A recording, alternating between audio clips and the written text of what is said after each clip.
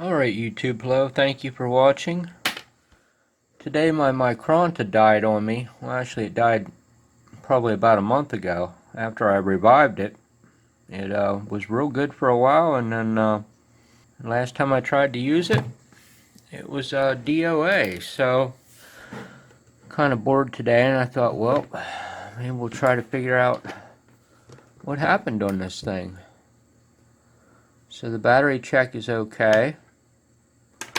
I'm kind of assuming that probably the battery check is, well, I don't know. I was just going to say the battery check is probably on this one, and this one is probably running the FET circuit. But yeah, I don't know. It might actually be backwards. The battery check might be on the 9 volt. Stuff like this in my mind is always worth reviving. But you know, that's just me.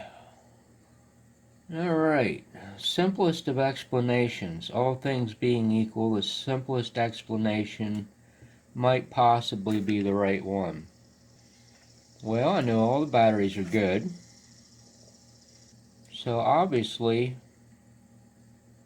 there is no 1.5 volts or so, probably through that ohm meter circuit, but let's just go to the obvious things. The good old-fashioned magnifier. That way I can make sure that I'm not making this harder than what it is, because sometimes that happens. Sometimes you can get on the wrong path and spend a lot more time than what you had to looking for something complicated when it was something simple. The only other obvious thing would be the selector switch. Let's try a different approach. Well, it could be the on-off switch. I don't know if a person could find a schematic for this or not. I mean, that would definitely be the fastest way to fix it. What's weird is it died so suddenly.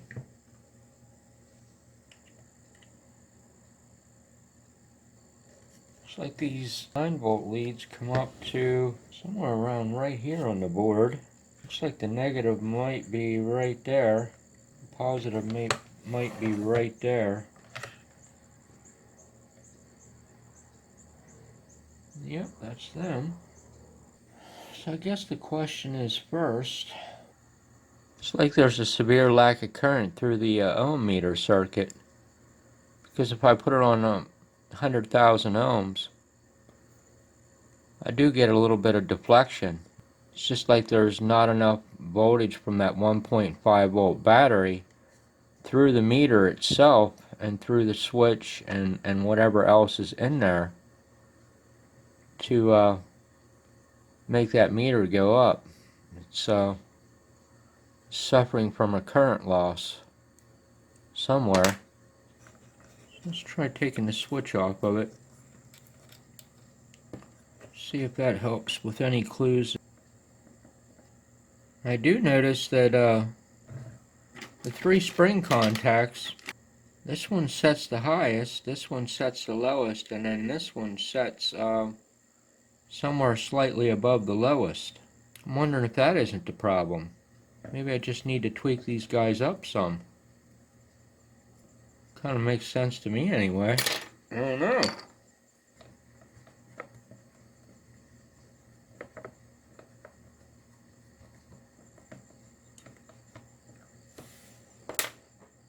I've always used a pencil eraser for cleaning up card edge connectors. It works very, very well. Let's see what this one looks like. That one seems to have enough tension there.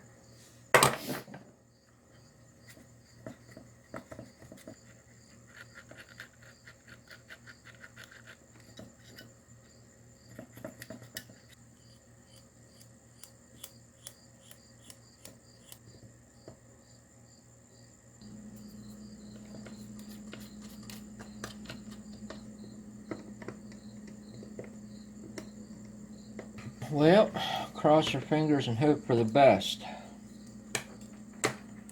Plan for the worst, but hope for the best. That's always my motto.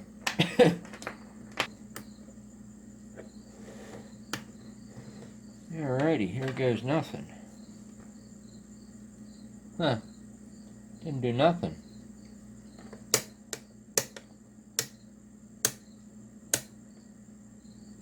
Didn't do nothing at all. Holy cow.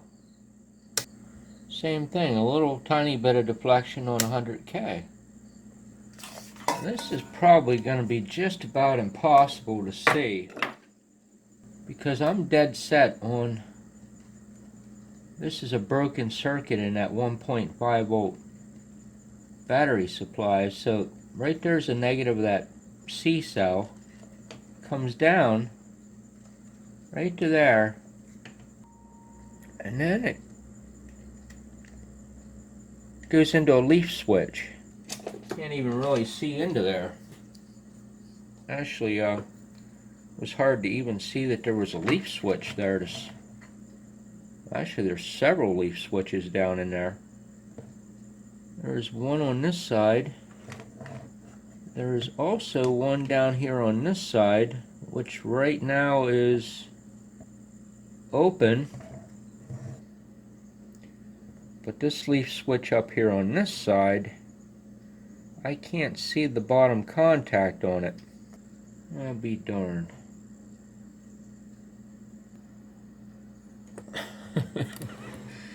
Sometimes you just gotta laugh. I don't know what I did, but it looks like I might have hit something. I might have hit a nerve. Now it's working. The only thing I did was I shoved a probe down in there to try to hit that other point to see if that switch was working, that leaf switch, and you know, when I touched it, it looked like it wasn't, and then I checked it again and it was, and I said, well, I think this leaf switch is good, but you know, heck, I don't know. I mean, there could have been a piece of dirt in there. I have no idea. Sometimes things are just not predictable.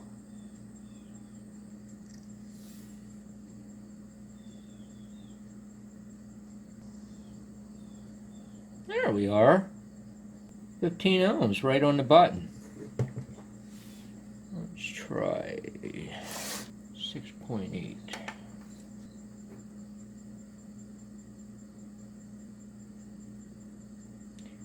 Gotta love these quality clips. Reads 6 ohms right on the button.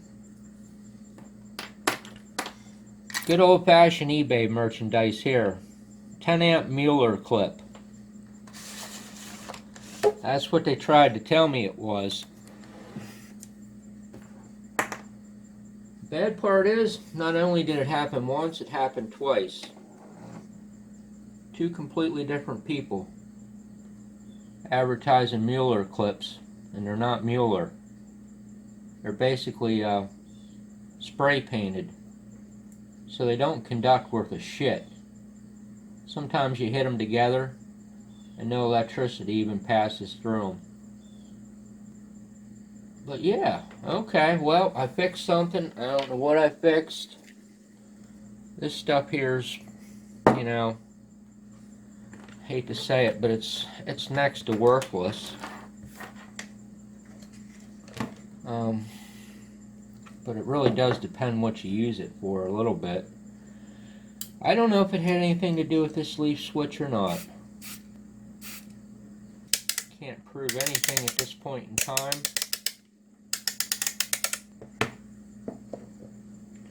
Well, I can't imagine it spraying any of this on there is going to hurt that, but might have been better off leaving it the way it was.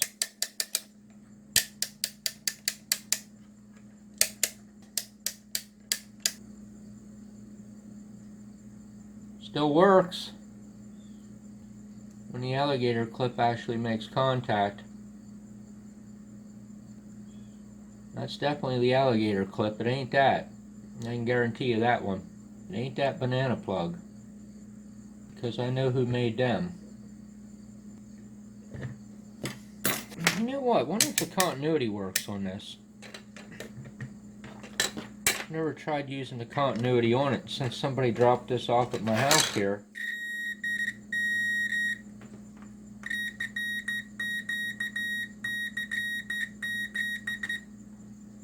Now, can't really use these artificial Mueller clips as a CW key.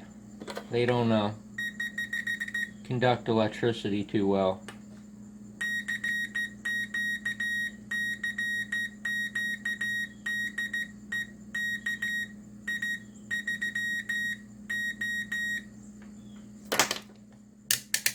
Well, heck. Alright, $1 million question. Screws are back in. It's all back together. Does it still work? And it looks like it does. Good deal. Don't know what I did to fix it, but I fixed it. So, hey, I appreciate you watching very much. Have a nice day.